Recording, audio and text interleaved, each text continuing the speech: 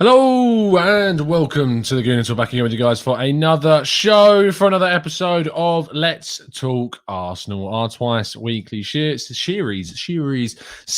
on a Tuesday and a Friday at 5 o'clock every single week. And I have a chat with you guys in the chat about Arsenal, about relatable topics, about social media, the difficulties of life relating to Arsenal, and get your thoughts in the chat. You are the stars of these shows and take precedence in them as well. So, as always, let's crack on with today's show.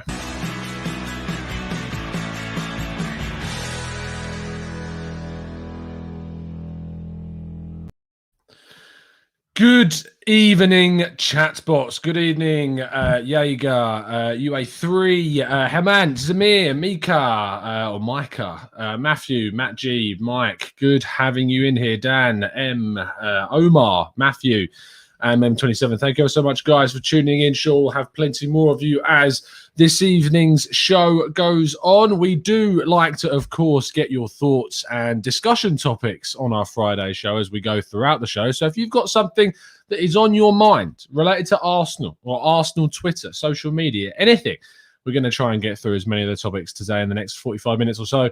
And of course, we will be revealing which one of our amazing expert and TGT ambassadors are going to be winning the free ticket into the prize draw for the signed Dennis Bergkamp shirt, which is, of course, available through Football Prizes, our fantastic sponsor for these shows. This week's prize is already sold out, so the only way of possibly gaining an extra ticket into the draw of the 99 tickets available is through one of our member tickets. So if you, of course, like to help support the channel, get access to a free ticket every single week through Football Prizes, get exclusive content, emojis, and most importantly and most equivocally of all, is getting access to our Discord server, which is active 24/7 with a fantastic community of members that have joined up over the last few months or so and talk non-stop about the Arsenal, supportively, nicely, kindly, because that is the community that we brought up. It's not Twitter. It's not the BS that goes with Twitter. People listen to your opinions. They respond. You might not always agree with them, but it's a nice place to be. And ultimately, you're not going to get shot down quite like you do on today's social media. But anyway, let's crack on with today's show. I'll be revealing about halfway through the show which one of our members has, of course, won that free ticket. But I want to start off by talking about Benfica, because on last night's show and during the watch along with Hugh Izzy as well, it got a little bit heated at times because I was getting quite frustrated at the fact Arsenal didn't take their chances or anything. I didn't think we did the best we could have done. Aubameyang missed a couple of sitters. We created quite a lot, but we still came away with a draw, even though I felt that we were worth a lot more than that. And I think maybe, in reflection, I've listened to the Arscast and some other shows, and you made me think about whether or not maybe I've overreacted. Maybe I actually should be looking at this result a little bit more favourably. And I want to know your thoughts in the chat. So do you think this is something that people have overreacted about? Is it something that actually in the second or the home leg, which is being played in Greece, which is like a home from home for Arsenal, supposedly, that actually it's an okay position to be in? We got an away goal. We just need to win the game and we're through. We don't have to try and turn anything around. Nothing too badly went wrong. I'd love to get your thoughts in the chat box. Let me scroll up and see if there were any initial comments before we went live. Zamir says the short answer is no, because we've been scarred by matches where we don't take our chances and getting punished for it. Everyone will be pointing to that if we go out in the second leg. Micah says, nah, whenever we fail to take our chances, we've gone on to lose or draw. Remember Olympiacos last year. It makes a lot of sense. Mike N says, I feel we should honestly look to sell Aubameyang regardless if he picks up form towards the end of the season. I don't see him getting much better, and we should go all in on the new generation of stars. Fair enough. Daniel's got a discussion topic a little bit later on, which is, of course, based around Cedric, and I'm going to completely ignore it. Good evening, Thomas from Norway. Evening, Peter Renner. Good to have you in. Good evening, Sowa. Let's see what you guys are saying further down in the chat box. Mr. Joe Kerr says, hardly the end of the world, folks. Yeah, we should have one, but we're still in the tie. So no doom and gloom talk, please. Doesn't benefit anyone to be negative. Big Celt saying it's not an overreaction. There was something wrong with that performance. Good evening, Kevin. Good to have you in here, mate. David Blashik says, just felt frustrated with the missed opportunities. We should have won the game. Akede says, people are waiting for Arteta to fail. I love the Arsenal. I'm seeing Arteta super in. I wonder which side of the coin Akede falls on. Ans14 says, we didn't create anything. We didn't create any changes until the Chelsea match. Why does anyone else remember how poor we were? Because I think, Ans, what the point is that you think you focus on the past. You need to focus on the present. You need to look at the progression we've made. You're referencing negatives previously that we're starting to put away and improve on and change. And it's all about that progression and improvement. If you look back on past mistakes and judge things on what's happened before, how are you ever going to move forward? You learn from those mistakes, as we have done, and we're gradually pushing forwards. Ed says it would have been more concerning if they hadn't have created so many chances. Alba puts one easy one away and we are feeling completely differently. Thomas of Norway says the team created 4 clear-cut chances and that is a positive. And Matt G adds that Odegaard looked really good as well during the game. He's grown on me every day. Every single time I see him, it's like he's kind of found his natural environment and he's happy and he's good and he's bringing something that we didn't really have prior. He has that kind of, I don't know why I thought this, maybe it's from Andrew saying on the Askcast earlier, but the Fabregas-esque kind of passing about him where he finds those spaces, sees the passing lanes, cuts teams open with the pass and obviously fed in the likes of Bellerin quite a lot last night. He's a positive signing for sure. And a lot of people kind of questioned why we should have brought him in. Why did we bother? And I think he's doing a really good job at proving those people wrong so far. Junior Gunner says, we don't have enough killers in the team. When top teams smell blood, they take the most of their ascendancy and can score 3 or 4 goals in a half to make, like you look at Man United in yesterday's game against Real Sociedad. Unfortunately, we don't really have the player that they have. We don't have a Bruno Fernandes in the team right now, and we need that. That is something that we need, and hopefully something that will be targeted in the summer window is kind of a Bruno Fernandes. Asowa says, Odegaard zips them passes so effortlessly. Jacob says, I think we all overreacted because most of us were comparing with United and Spurs, who both obviously won very comfortably. They had very different opponents, and Real Sociedad were very poor. Very, very poor. I've watched it back, and yeah, really, really bad from the Spanish side. I expected a lot more from, it's fair to say. Dan Roberts says, bringing on Martinelli as the 9 rather than Laka was interesting to see. Something that a lot of people have asked for is Martinelli playing as a central striker. Obviously, we want to see that happening more from the start rather than 13-odd minutes at the end of a game where you can't really have too much of an impact because Benfica have set up now to try and hold the draw and not concede another away goal. I think that I really still struggle to see his long-term future as a central striker. I still think he's a wide player, but hopefully, well, I say hopefully, maybe he proves me wrong.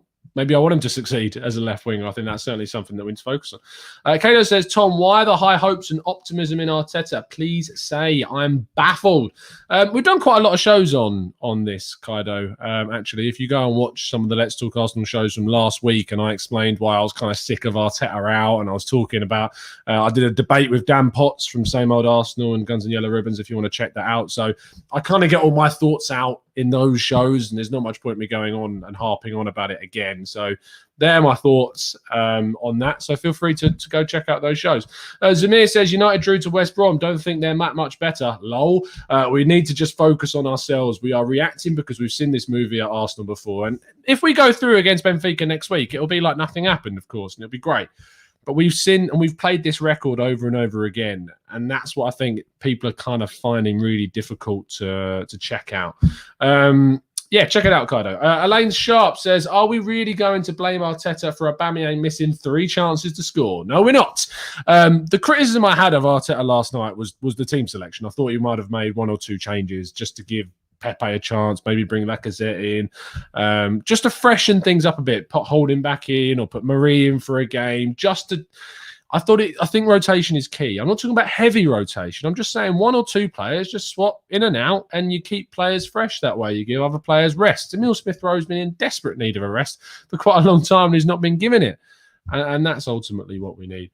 Lewis says it's disappointing based on the decent chances we created, but at least it's advantage Arsenal, unlike the defeat against Wolves. And says, do you think we should be playing Pepe with Ødegaard and Emile Smith rather than Emile Smith-Rowe? Pepe is more direct and a better finisher. Ødegaard feeding balls that Pepe can run onto would have been more effective. Maybe, but Emile Smith-Rowe and Ødegaard looks really good against Leeds. They look really, really good together with Ceballos there as well. So I'm not sure it's as cut and dry as saying, yeah, it works if you play Pepe. I would have started Pepe over Emile Smith-Rowe in this game, not for performance reasons, purely for rotational and slightly tactical reasons to get in behind some of the slower defenders that they've got at Benfica. So that's why I would have done it. But in the long term, I think that Ødegaard and Emile Smith-Rowe can certainly play together in the future.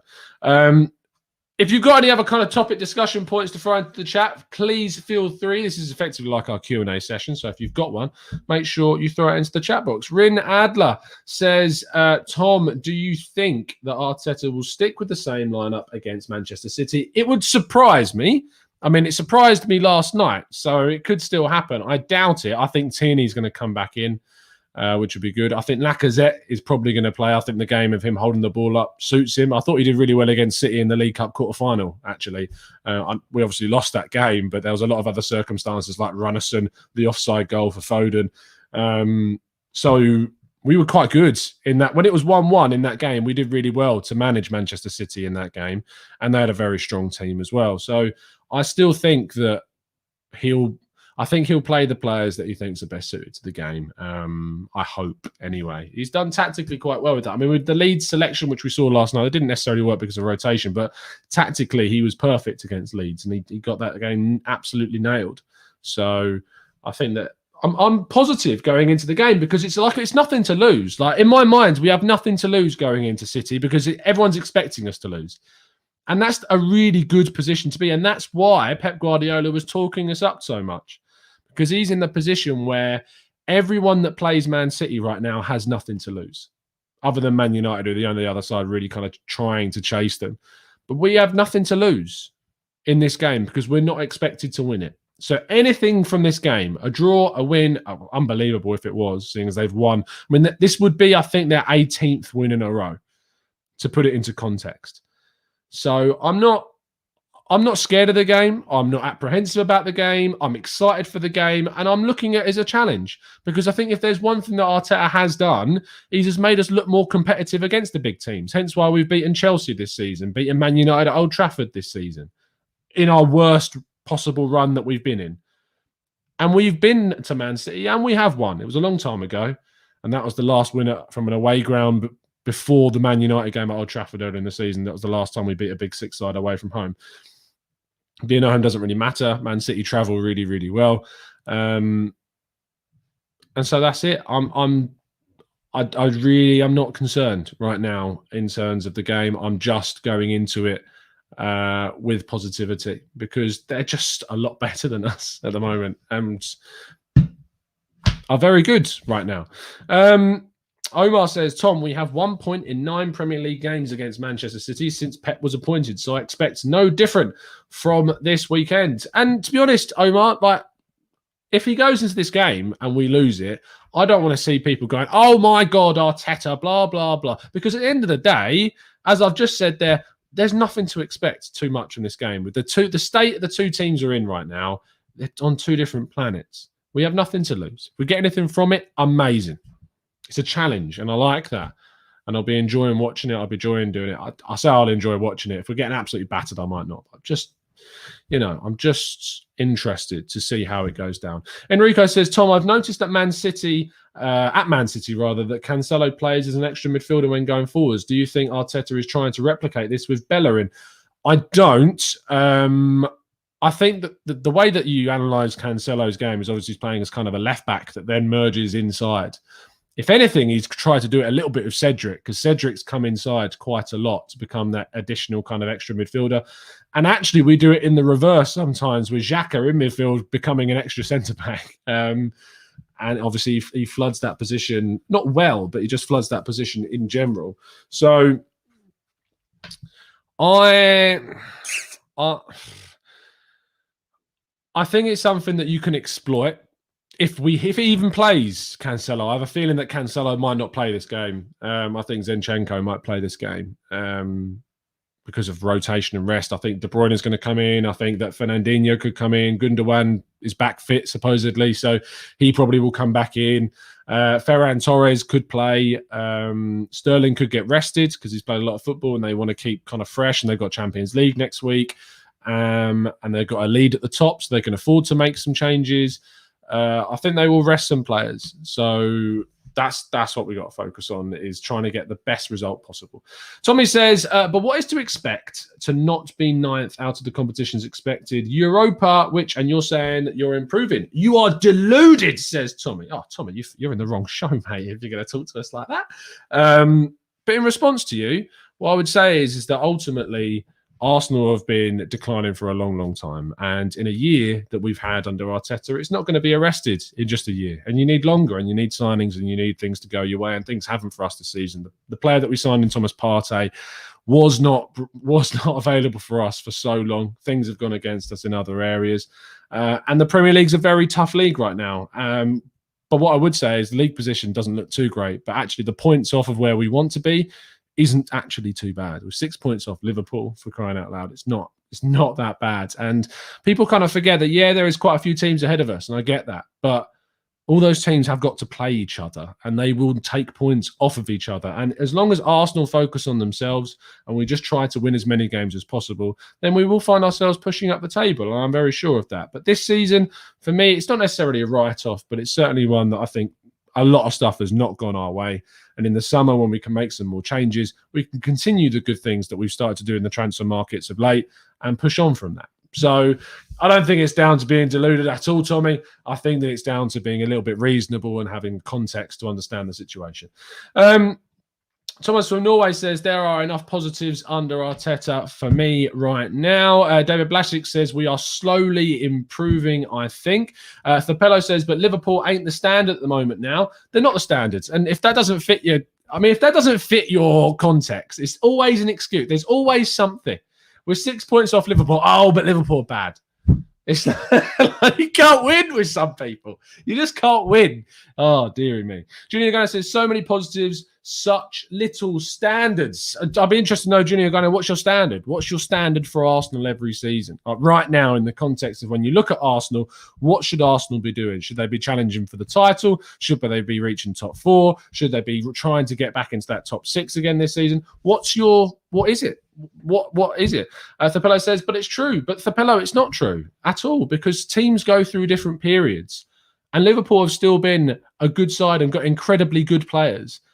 They've still had Salah. They've still had Mane. They've still had Firmino. They've had all of these guys still available. They've lost Van Dijk, which is really big for them. But they're still Liverpool Football Club. And to be 6 points off of them after they won the league last season, to then throw that back as kind of saying they're not on that level, it's just it's faultless. It's baseless. And it's a really hollow argument, in my opinion. Olu says, we created enough chances to win the game, and for the first time, we used the same lineup back-to-back. I'm assuming you're seeing that as a positive. Fair play. Isowa says, this season is another write-off. Temper those expectations. Steve Stone asks, what's the best 11 players this season? What's the best Arsenal 11 this season to last season? Which is better? Well, we have obviously added players in this season like Partey and Gabriel. Partey's not been fit for us for so long, really frustratingly. And I think that we've gone through a period during the early half of the season where the mentality of the team was really low. We couldn't pick up a win. The senior players, the experienced players just weren't doing good enough. Like, they were really letting kind of the side down. And it was on the younger players that Arteta started to pick, because the senior players were letting them down so badly, that started to drag us forward. Saka, and then when Emile Smith-Rowe came in, and Tierney pushing us forwards. I felt so bad. I felt for Arteta, where his senior players are letting him down week in, week out, missing big chances. Aubameyang and Lacazette missed huge chances in the first half of the season. And he wasn't able to have his star player in midfield, whilst all the teams around us have added quality and improved. And they've been able to have those players as well. So I think that to compare like the two teams in this season and last, it's difficult to do because we've not had the players ready for us. And it's so much and so often people look at kind of football on paper. And if you look at football based on purely what's on paper, you're going to come to a very different argument and a different conclusion to what the reality is. It's like talking about market value of players. And on Hugh Izzy's show yesterday, when I dropped in the saying about Saka, I believe is a £100 million talent. And I were like, people go, what are you on about, £100 million? But when you think about the context of the market, the context of where those kind of high-end players are, how much they're worth, that they're not affected by the pandemic.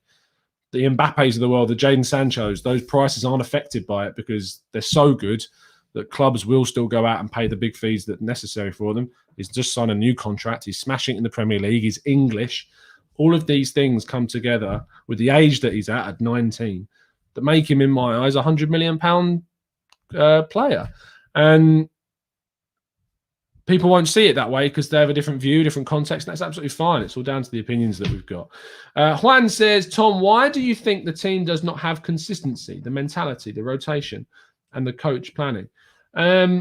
Consistency is obviously an incredibly difficult thing to do in the Premier League unless you are Manchester City this year with an amazing squad, great depth, and a manager that's had a lot of those players for a really long time and has now established himself at that club for several seasons.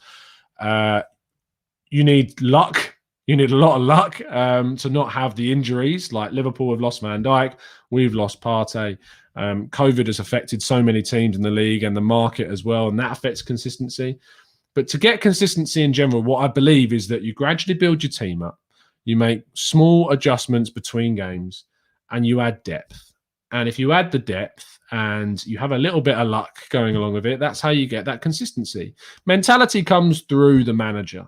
The manager has to instill a mentality, but that does take time.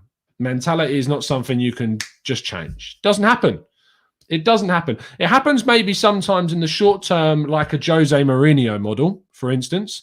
Mourinho comes in, you usually see kind of an initial reaction, but over time, because of the demands on the players of what he expects from them and how he treats them, eventually it burns out. And that's why ultimately Mourinho ends up failing at the clubs that he's been at, because the mentality that he instills is so abrasive and it's so tiring that it's just not, what's the word?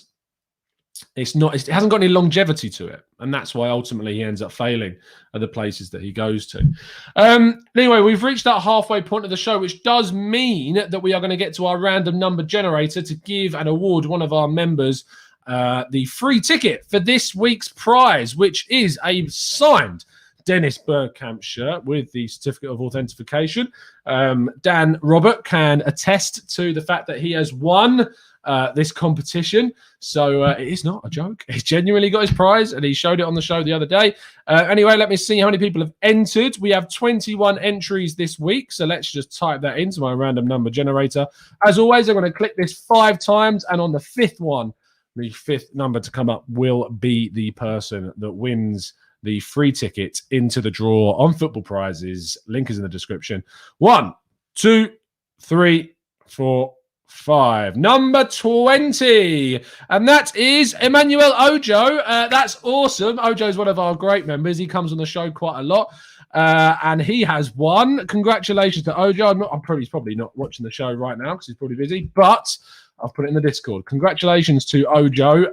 He is the winner of this week's prize ticket draw. So he gets a free ticket entry into the signed Dennis Bergkamp shirt from Football Prizes, our sponsor. So if you can, go and watch it on Facebook this evening. If you've bought a ticket, it's currently sold out. But next week's prize will be going live at 7:30 on the website. There are some very tasty prizes. All I'm going to say is Martini and Partey are going to be coming up. You didn't hear anything from me, just a couple of teases of prizes of shirts that are going to be coming up in those draws. So congratulations to Ojo, and good luck with tonight's draw at 8:30 on their Football Prizes website.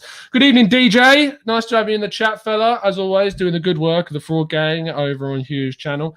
Thapello says, I know you want to be positive, but then I believe you are not being real at the moment. Losing 10 games is not good enough, unless that's the standard. But now we are around 3 points behind Villa. Villa have spent nearly 250 million quid or so over the last couple of seasons. They're a serious side now that are looking forwards, not one that you should be taking lightly. Again, it's about context. And if you can't find the context, then you're always going to have kind of this skewed view, in my view.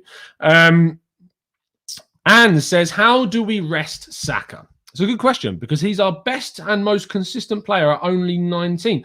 We can't play him every match, but when he doesn't play, we don't play. I thought the best chance to rest him would have been yesterday. I would have played Martinelli and Pepe on the wings with Lacazette up top. Would have been my front three and Ødegaard in behind them. He didn't go with that because he knows how important the Europa League is, and that's why he picked a very strong lineup. And so, yeah, it's I don't know is the answer right now. I don't know where we're going to have a chance to rest Saka. He needs to play every single game. And if that burns him out, it's because we didn't rest him at the chances that we had. I mean, think about the people that were annoyed that he didn't play in the Southampton FA Cup game. I couldn't believe the reaction to seeing him rested in that game because as we are now seeing, we haven't got many chances to rest players. And that's why we needed to rest him in that game. And we did. And Arteta did well to rest him in that game. But I thought he should have been rested at least to be on the bench in the game yesterday. He still needs to play against City because City is not a game to throw. It is really not a game to throw.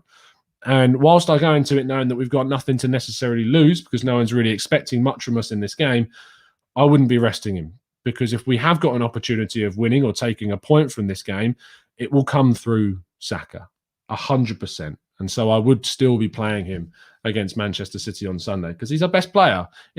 I find it mad that people want to throw him out wouldn't want to play him against City. I really do. Yo-Yo says he's played the most minutes behind Leno. It's a ticking time bomb. So what is replying to another comment elsewhere. Let me find that. Vinny says the question should be, how do we rest him? It's how do we clone him?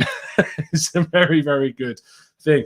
Yes or no in the chat. Would you personally rest Saka against City? I can see there's a lot of people saying that they would rest Saka against City. I personally disagree. But let me know in the chat, yes or no. Would you be resting him against City or not? Anthony Michaels says no in regards to the fact that he would rest him against City. Edward says, yes, I would. Anthony says, yes. Juan says, yes. The fellow says, no. Big Selt says, yes. Freddie says, yes. Kene says, no. Vinny, no. Pedro, no. Dazza, no. Enrico, no. It's very split. A lot of yeses, then a lot of no's. Again, I don't think we should. He's our best player, and we need to play the best possible team that we can against City. And I think it should be Saka, Lacazette, and Pepe playing in the front three. I think Lacazette tactically works against City a lot more. It's just my view. I wouldn't rest him against Leicester either. I wouldn't rest him in the next few games. I just keep playing him. Take him off. Like when Vinny says take him off when we're like 3 goals up against City. Yeah, that's going to happen, Vinny. Yeah. When you're 3 goals up against City, that's when you can take him off. Perfect. Or, I mean, yeah, there's another opportunity to rest him against Benfica next week. If we manage to get a couple of goals up in that game, then take him off and give him a rest in that one. Big Selt says Saka had injuries in his early years. Don't want injury throughout his future. Just because you play a player, it doesn't increase the chance of that injury happening necessarily in this space of time. Injury is such a random event these days. It really, really is. And just because someone's had injuries when they were really young doesn't mean it's not as certain these things are going to happen again and again and again. It's not a guarantee. And at the end of the day, I understand the kind of the fear around Arsenal and injuries. It's always going to be there because we've suffered so greatly with injuries over so long, and Partey is a big thing that I look at, and I'm like, how are you not investigating this? How is there not an inquiry into the issues that are going on at Arsenal? Because it's a joke. It's a joke how often these players get injured. But at the same time, there is no guarantee whatsoever. Vinny says, is there rum or whiskey? It's not even Coke. It's lemonade, mate. Does it look like Coke from there? It's just lemonade, son. I've got to go drive and pick the missus up later. So no drinks until the evening, fella. No drinks. Sensible. You think about that. I mean, every time I do a watch along with you now, usually it's in a fancy glass and it is gin. But no, driving later, son. So you got to be responsible. Always responsible. Wilson says Arsenal were overall very poor against Benfica and should have put them to the sword. I don't agree, Wilson. I don't think we were very poor. I think that we created a lot of chances that we just didn't really take. And I wouldn't describe that performance as very poor. I thought it was an encouraging performance that didn't have really kind of any cutting edge at the end of it, is how I would have described it. Peter says, the worrying thing for me is that teams seem to be targeting him like they did with Wilshere. Yeah, and that's just how teams work. That is just how things happen. And that's why I think Pepe being on the pitch also helps, to have two kind of technically gifted players, Saka a lot more so, of course, splits the targets, makes it much more difficult to target a player specifically. I'm no hipster, Matt G, for goodness sake. What's this coming from? I picked Liam Brady in yesterday's show and all of a sudden, hipster. It's mental. It doesn't work. Junior Gunner says, Tom, if we fall out of the Europa League and finish outside the European places, should Arteta carry on the following season? As I said at the start, next season is my judgment when he's backed. Like, this year has been a stupid, chaotic season. And it's not without its judgments. And there are things that I think, and it's not to say that if things have gone really badly or if we dropped into the relegation zone, that I wouldn't have said that we need to move on, because there are certain points where you have to say, yes, you need to move on. But this season, I have seen progression. I've seen improvement. I've seen things in the transfer market. I've seen the words from the players. I've seen instances from this team which give me hope. And I am not the type anymore. I certainly was when I was younger. And I think it is maybe a part of a younger mindset. But I am not in the mindset for quick wins. I'm understanding of our situation now. And I am willing to be patient because I've seen good things. And I would be saying this if this was any other manager that did the things that Arteta has done. It is not a solid argument to say that if this was Unai Emery, I wouldn't be saying the same things, because I haven't seen the same things from Unai Emery as I did from Mikel Arteta so far. I've seen more positives in what Mikel Arteta is doing than I have done previously under Unai Emery and at the end of the Arsene Wenger era. In the market, with how the players are trying to play, with how we are defensively, with how we compete against the big teams. We need more luck. We need a little bit of luck to go our way. We need players to stop getting injured. We need some decisions to stop going against us. We need to make sure that we move on from more of those players. We need to stop putting more faith in Willian. We need to continue to move out the deadwood players like Arteta and Edu have worked really hard to do this year. That all needs to continue. And in the summer, we need to support Arteta with funds to bring in the signings that he knows that we need. And I believe that he does know the positions that we need, because he did it last summer by bringing in Gabriel and Partey. So I have that faith. If next season we do bring in players, we do back him, and we add quality in the summer, and we are in the same position as we are right now at the end of the season, I will sit there and say, this hasn't worked. And it's not working. And I'm not sure that there is, if you give this manager more time, that it will continue to work or get better, because there hasn't been enough evidence over the last amount of that period of time. But for me, a year and what we're in right now is not enough time. So in answer to your question, the very long way around is, if we drop out of the Europa League and we finish outside the European places, no, I still would not be saying I think we need to move the manager on. I would be making a judgment at the end of next season after what we do in this transfer market. If we don't back him in the market this window, obviously we'll still make a judgment after 2 years, but it will always go with the caveat that we didn't back him. And that's what we need to do in the summer of 2021. It's a big, big window. It's incredibly important.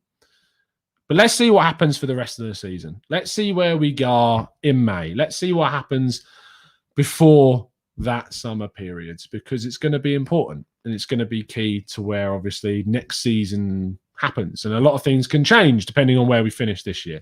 So don't write it off, but don't be expecting the world right now.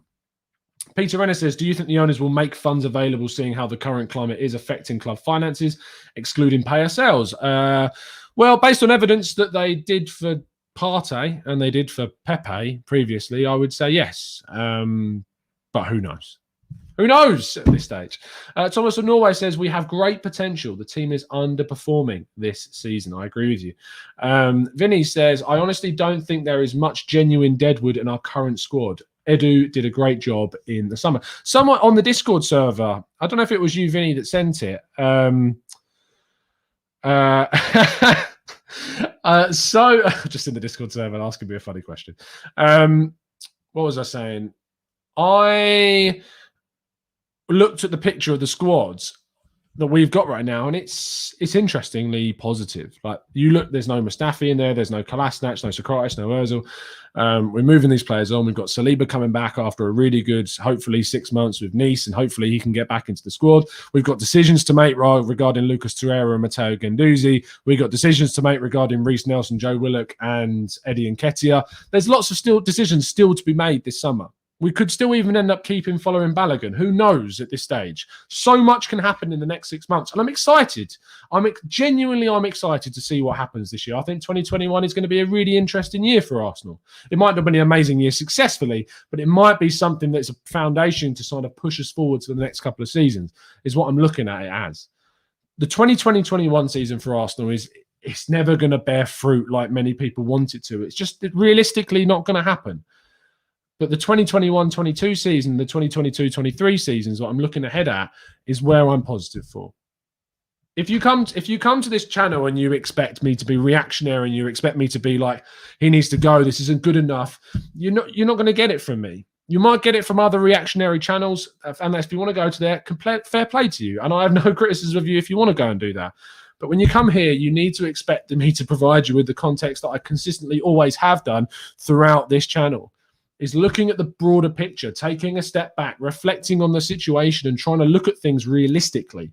That is what we do here, and that's what the Discord server is about, and that's what the community we've had built at here does. Because you're just not going to get a reactionary snap decision. We're going to look at the context, and for me, that's just not... you can't look at Arsenal in the short term. It's just not a short-term club. It really, really isn't. We haven't got the capacity to do what City are doing or Chelsea are doing. And if you look at what Chelsea are doing, Chelsea have been fundamentally underperforming for a hell of a long time. Since Conte left. And even when Conte was there, when they won the league, when they lost Conte, that was a mistake. Losing him was a mistake, and they should have kept him. They should have done everything they could to keep him. And then Sarri obviously came in, then Lampard came in. Just the wrong decisions were made. The wrong decisions were made. Spending was really, really weirdly done, and for the manager that they had, and Tuchel might get a lot more out of them in the short term. Tuchel, again, is a very I look at him as a bit of a Jose Mourinho type coach, not in terms of tactical style, but more in terms of the abrasiveness and the personality side of things. So we'll see. There's a lot of really interesting case studies to look at in the Premier League as well. I saw an interesting couple of questions. Matt G says, which players have the biggest point to prove over the second half of the season?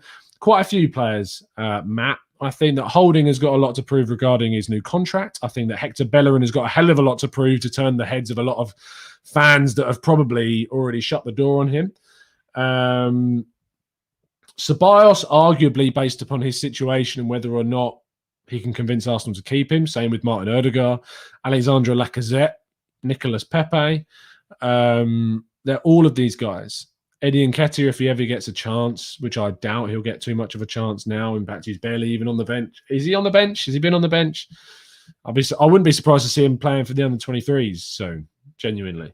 So I really kind of struggle with those players. Nelson, Willock, and Nketiah, in my view, they're not Arsenal standard players that are going to take us forwards.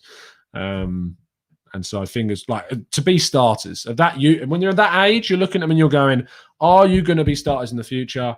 If not, can we get a good fee for you moving on? Rob Holding, I look at as a combative player. That's a good squad player, signed a new deal.